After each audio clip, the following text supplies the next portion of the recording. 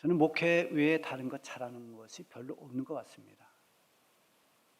어떤 분은 건축에 관해서도 아주 일가견이 있고 또 뭐 다른 분야에 여러 가지 일가견이 있고 하는데 저는 모르니까 우리 성전 건축할 때도 아예 모르니까 뭘 알아야 뭘 얘기를 하고 하는데 모르니까 관여하기가 쉽지 않았습니다.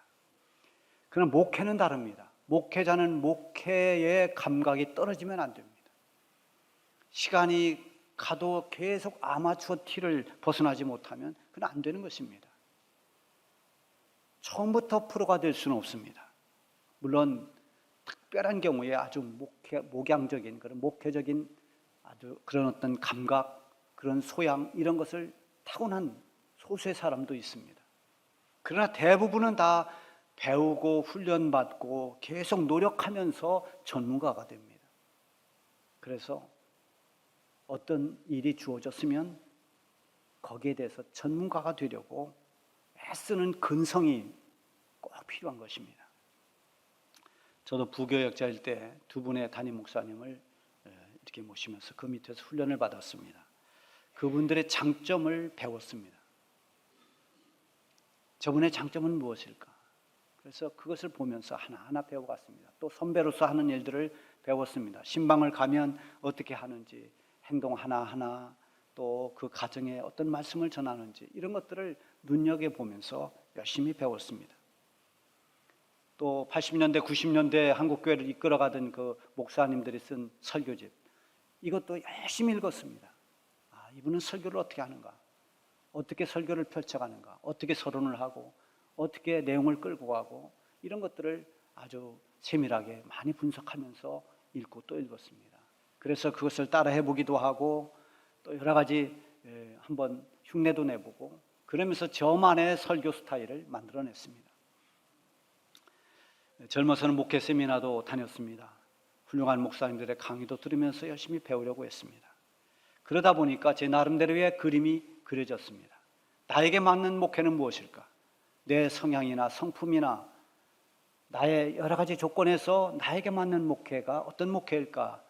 이것을 잘 접목시켜서 이제는 나이가 들어가면서 방향이 설정되고 그리고 확신이 서면서부터는 제 나름대로의 소신 있는 목회를 하고 있습니다. 목회자뿐만이 아니라 예수님을 믿는 모든 성도들 역시도 그리스도인 된 성도들은 하나님의 자녀답게 하나님께 속한 성도다운 그런 모습으로 믿음이 점점 자라야 되고 신앙이 성숙돼야 합니다. 목사로 직분을 받든 항준직으로 직분을 받든 또 교사나 찬양대나 이렇게 섬김의 직분을 받든 여러 가지 하나님의 일꾼된 사람들은 물론이고 하나님 은혜로 구원받은 모든 그리스도인 된 사람들은 다 성도다운 모습이 그 속에 있어야만 됩니다. 예를 들어서 권사님이 권사님다운 모습이 없다면 그건 굉장히 사람들이 실망합니다. 세상 사람들이 말하는 것과 말하는 것이 똑같고 사고방식이 똑같고 심지어는 어려운 일이 있으면 하나님을 찾아서 기도하기보다 점쟁이를 찾아가고 만약에 그런다면 그것은 초보신앙도 안 되는 것입니다. 그리스도인의 모습이 전혀 보이지 않는 것입니다. 오늘 이 본문에 나오는 사도 바울은 하나님 은혜로 예수님을 만나서 거듭났습니다. 그리고 이방인들에게 복음을 전하는 그런 사도로 부름을 받았습니다. 말하자면 복음을 전하는 전도자의 사명을 받은 것입니다. 그리고 나서 그는 이 복음 전하는 일에 전념했습니다. 앉든지 서든지 오직 어떻게 하면 내가 예수 그리스도의 십자가의 죽음과 부활을 전할 수 있을까? 이 전도에 모든 관심을 쏟았습니다. 전도 생각이었습니다. 그러면서 점점 프로가 되어갑니다. 전문가가 되어갑니다. 사도행전 20장 24절에 보면은 나의 달려갈 길과 주 예수께 받은 사명 곧 하나님의 은혜의 복음을 증언하는 일을 마치려 하면은 나의 생명조차 조금도 귀한 것으로 여기지 아니하노라 이렇게 고백합니다. 이 바울의 고백을 보면 알겠지만 그는 복음을 전하는 데 있어서 프로 중에 프로였습니다. 전문가였습니다. 언제 어떤 상황에서도 복음을 전하는 일에는 조금도 주저하지 않았습니다. 복음 전하는 데 관심을 가졌고 전도자로서의 근성을 발휘했습니다. 여러분에게도 크리스찬으로서의 그런 근성 있는 모습이 있기를 바랍니다.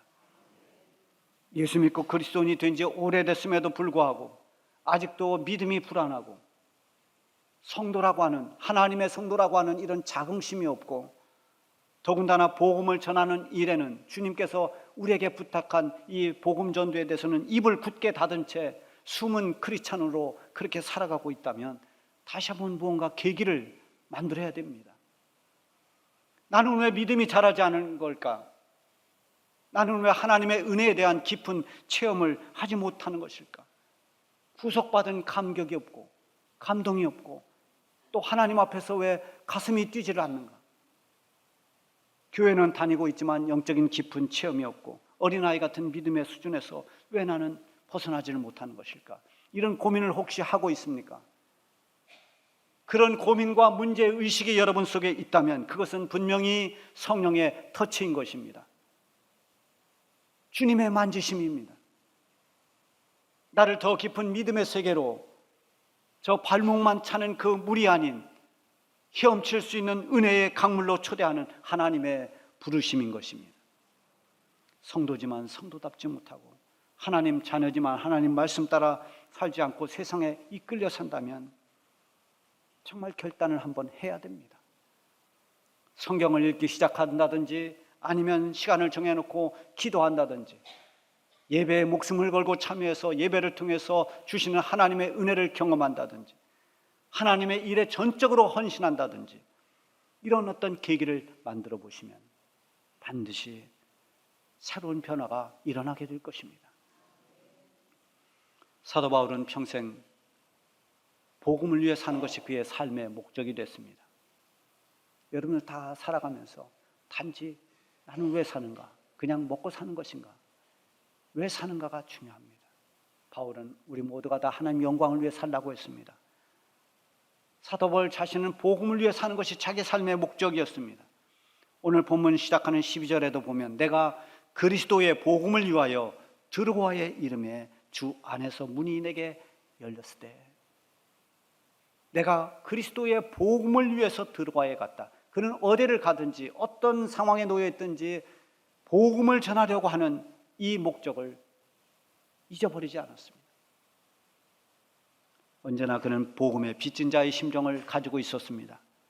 복음의 핵심이 무엇입니까?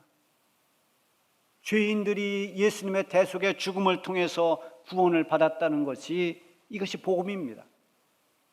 나의 모든 죄, 나의 허물 때문에 예수님이 나를 대신해서 십자가에 죽으셨고 이제는 우리가 그 예수님을 믿음으로 말미암아 죄 사함을 받고 구원받은 이것이 복음의 내용입니다.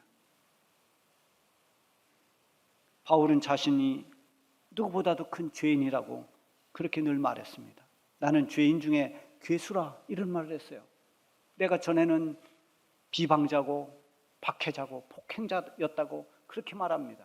그러면서 우리 주의 은혜가 그리스도 예수 안에 있는 믿음과 사랑과 함께 넘치도록 풍성하였도다 이렇게 말해요. 내가 죄가 그렇게 많은데 그렇게 큰 죄인인데도 하나님이 내게 풍성한 은혜를 주셔서 내가 예수 믿고 구원받았을 뿐만 아니라 이 복음을 전하는 사도가 됐다. 이런 감동이 항상 그 속에 살아있는 겁니다. 여러분, 어떤 죄인도 용서받고 구원받을 수 있는 그 이유는 예수님 때문입니다. 정죄받아야 마땅한 죄인이 예수 그리스도 안에서 하나님의 풍성한 은혜를 받게 된 것은 바로 그리스도의 복음으로 말미암아 된 것입니다. 바울은 이 그리스도의 복음을 위해서 자기의 삶을 다 드렸습니다.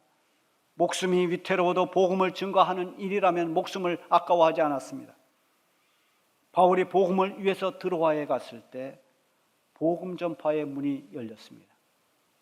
그렇지만 그곳에도 바울이 처한 상황이 있었습니다. 디도를 만나려고 했는데 디도를 만나지 못합니다. 믿음의 형제요, 믿음의 아들 같은 그런 디도를 거기서 만날 줄 알았는데 만나지 못합니다. 그때 당시에는 편지도 사람 편에 이렇게 보내야 되는 인편에 편지를 보내는 그런 때입니다. 지금같이 전화라도 있으면 전화를 해서 너 잘 있느냐, 뭐 무슨 일 없느냐 이렇게 물으면 되겠지만 알 길이 없습니다. 사람을 만나지 않고는 소식을 알지 못합니다. 그래서 바울은 마음이 편하지 않아서 그들과 작별하고 마게도냐로 갔다고 했습니다. 아마 어디를 가든지 복음을 전하지만 그곳마다 다양한 상황에 놓이고 형편에 놓입니다. 드로아에서 디도를 만나지 못해서 심령이 편하지 못했다는 걸 보면 디도에 대한 걱정을 바울이 많이 했던 것 같습니다. 복음 전하는 과정에서 이런 마음고생도 하고 어려움도 당하고 때로는 박해도 받고 위험에 처하기도 합니다. 그럼에도 불구하고 바울은 복음 전하는 일을 포기한 적은 없습니다.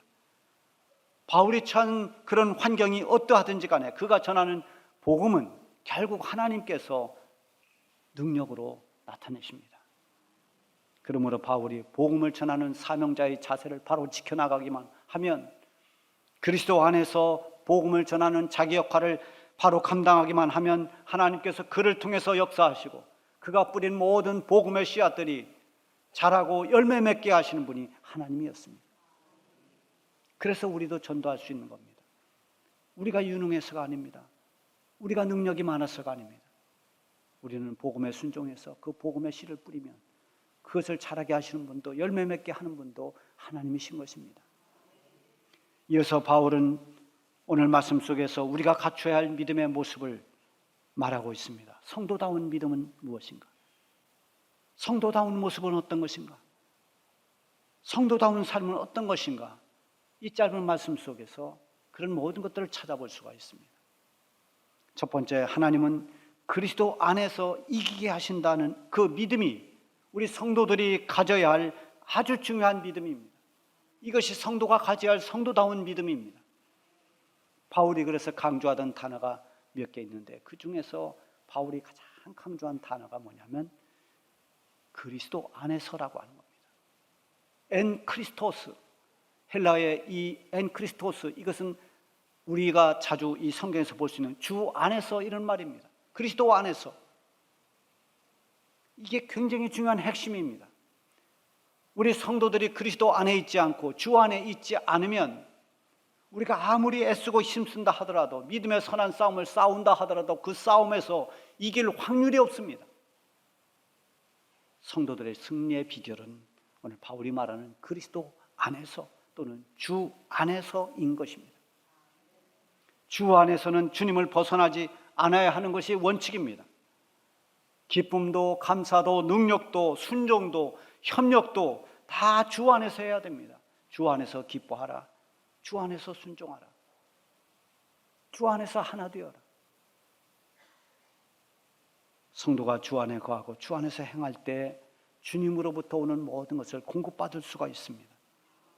빌립보서에 보면은 이 두 사람이 서로 견제하고 다투고 하나 되지 못하는 유오디아와 순두개가 있습니다. 이 사람들을 향해서 바울이 권면합니다. 주 안에서 너희는 같은 마음을 품으라.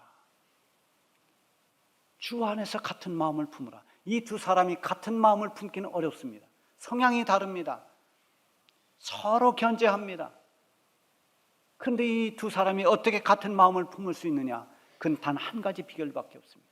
주 안에 거하는 것입니다.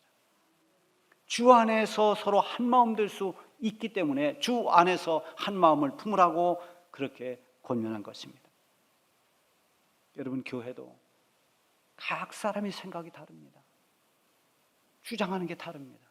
그러나 우리가 그럼에도 불구하고 교회에 하나 되라는 것은, 성령께서 하나 되게 하시는 것은 주 안에서 가능하기 때문에 우리로 하여금 하나 되라고 말씀하시는 것입니다. 고난과 시련 가운데 있는 빌립보 성도들에게 주 안에서 항상 기뻐하라 했습니다. 그들의 삶은 기뻐할 이유가 없습니다. 고난이 있고 박해가 있습니다. 여러 가지 힘든 일이 겹겹이 쌓입니다. 그런데도 기뻐하라고 말합니다.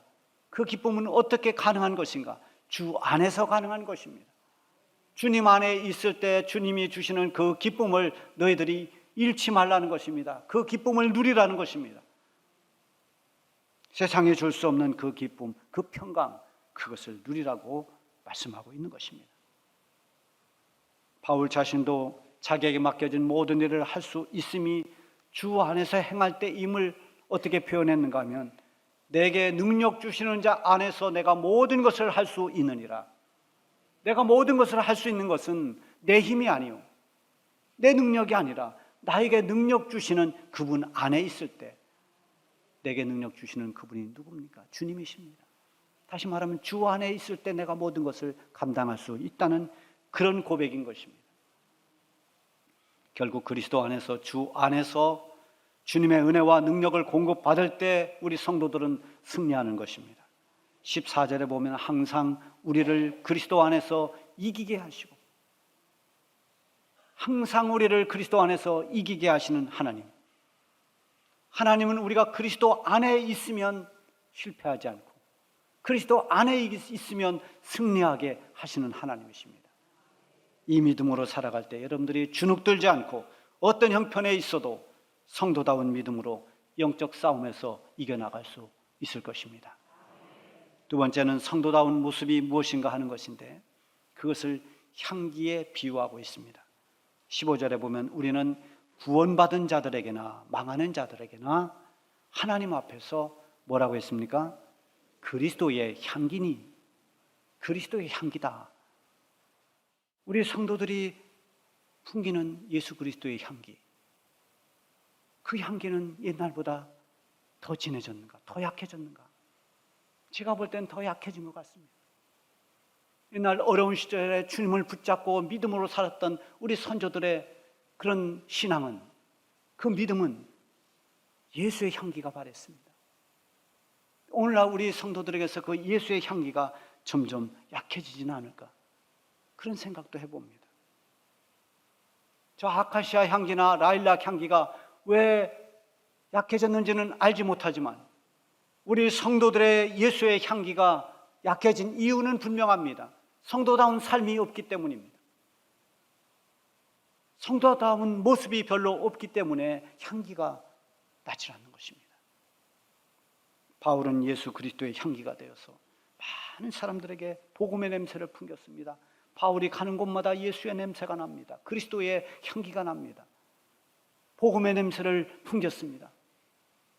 이 냄새가 어떤 사람에게는 악취로 다가오고 어떤 사람에게는 감동할 만한 귀한 향기가 되어 다가옵니다. 그래서 생명을 얻습니다. 16절에 보면 이 사람에게는 사망으로부터 사망에 이르는 냄새요, 저 사람에게는 생명으로부터 생명에 이르는 냄새라고 한 것이 그런 의미입니다. 복음의 향기를 대하는 사람들이 좋은 향기인데도, 생명의 향기인데도 악취로 생각하는 사람이 있어요. 악취로 느끼는 사람도 있습니다. 그 향기를 맡는 사람, 냄새를 맡는 사람이 몫입니다. 근데 어떤 사람은 복음의 그 향기를 듣고 그리스도의 향기를 맡으면서 생명을 얻는 사람이 있습니다. 그것은 복음을 받아들이는 사람들의 몫이지만 우리는 누구나 할 것 없이 다 그리스도의 향기가 되어야 합니다. 우리를 통해서 그리스도의 냄새가 나고 복음의 냄새가 나야 됩니다. 그것이 바로 성도다운 모습인 것입니다. 여러분 속에서 더 진한 예수님의 향기가 나올 수 있기를 바랍니다. 끝으로 우리 성도들의 삶은 순전한 하나님 말씀으로 사는 겁니다. 예수님이 마귀의 시험을 이렇게 받을 때가 40일 동안 금식하고 가장 배고플 때, 그 배고픔이 인간으로서 배고픔이 절정에 달했을 때입니다. 그때 마귀가 광야로 이끌고 와서 저 광야에 굴러다니는 돌들을 빵이 되게 해봐라, 떡이 되게 해봐라, 이렇게 말합니다. 그때 예수님께서 그 마귀의 시험을 이긴 말씀이 무엇입니까? 사람이 떡으로만 살 것이 아니요 오직 하나님의 입으로부터 나오는 모든 말씀으로 살 것입니다. 그때 마귀가 물러갔습니다. 우리 성도들은 밥만 가지고 사는 존재가 아닙니다. 성경에 이 기록된 떡이나 빵은 우리로 말하면 밥을 말하는 겁니다. 늘 먹고 살아가는 밥. 우리는 밥만 먹고 사는 존재가 아닙니다. 밥 없이는 우리 육신이 살 수 없습니다. 그러나 우리는 밥만 가지고 만족하는 그런 사람들이 아닙니다. 하나님을 믿는 하나님의 백성들은 하나님의 말씀이 없이는 살아갈 수가 없습니다. 하나님의 말씀으로 사는 사람들이 성도들입니다. 문제는 이 말씀을, 생명의 양식이 되는 이 말씀을 왜곡시키거나 아니면 변질시키는 겁니다. 이것을 사도 바울은 오늘 말씀에 뭐라고 표현했는가 하면 하나님의 말씀을 혼잡하게 한다 그랬습니다. 뒤섞어 놔서 이게 하나님 말씀인지 아닌지 그렇게 구분이 안 되게 만들었다는 것입니다. 순전한 하나님의 말씀을 자기 입맛대로 이용하는 것입니다.